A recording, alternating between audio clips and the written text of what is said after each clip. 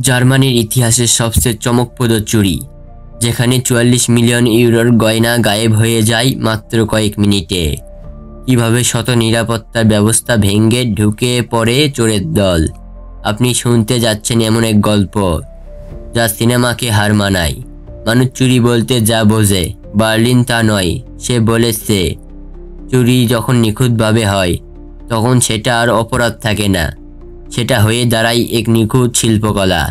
এই ভিডিওতে আমরা জানব কিভাবে বার্লিন ও তার দল ফ্রান্সের রাজধানী প্যারিসে বসে ৪৪ মিলিয়ন ইউরো গয়না চুরি করে নিখুঁতভাবে, এমনভাবে যেন কেউ জানতেই পারল না কিছু হারিয়েছে।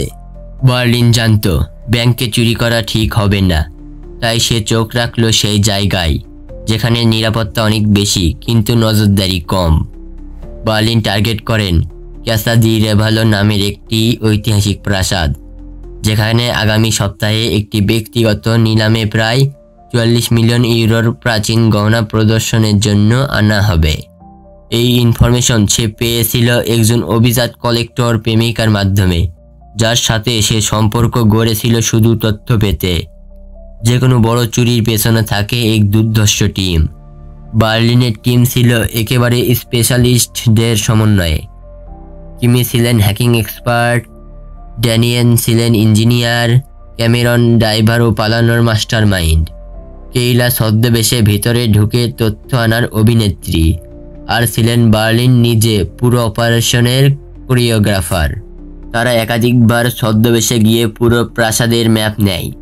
কোথায় সেফ রুম, কোথায় গার্ডদের রুটিন, কোন সময় সবচেয়ে কম পাহারা থাকে। তারা জানতো যে গহনা যে দিন আনা হবে সেই দিন রাতে ভিতরে একটা অনুষ্ঠানে প্রচুর ভিআইপি আসবে।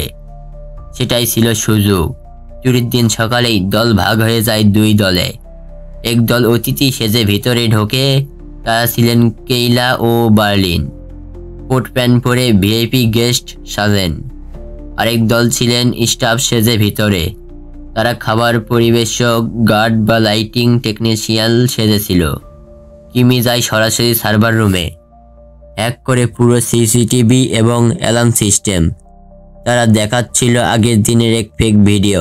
কেউ বুঝতেই পারছিল না যে লাইভ ভিডিও বন্ধ। গহনা ছিল ভল্ট রুমে, যা প্রায় 15 ইঞ্চি স্টিলের দরজায় আটকানো। ড্যামিয়েন ব্যবহার করে ইলেকট্রোম্যাগনেটিক ড্রিল। এটি কম শব্দে ধাতব কাটা যায়। এর ভিতরে সেন্সর ধরা পড়ে না। তারা মাত্র 7 মিনিটের মধ্যে সেফ খুলে ফেলে।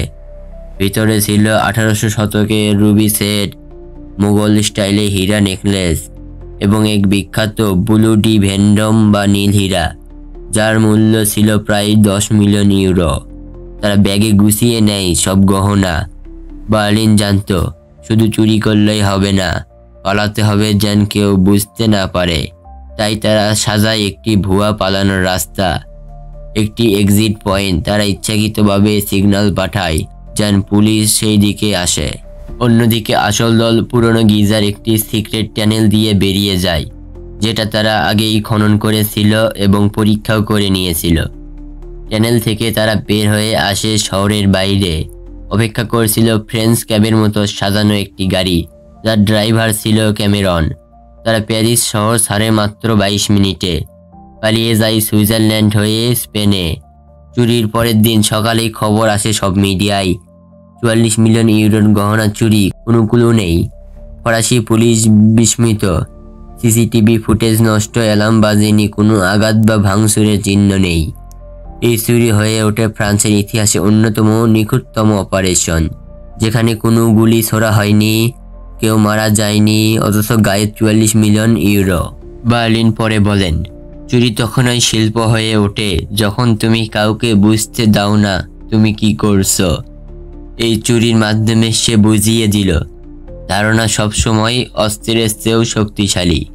ভিডিওটি ভালো লাগলে লাইক দিয়েন, কমেন্ট করুন, আর এইরকম রহস্যময় ভিডিও পেতে অজানা আলোর পাশে থাকুন। আপনারা যদি মিস্টার বিস্টের টাকার পরিমাণ জানতে চান তাহলে এই ভিডিও দেখতে পারেন।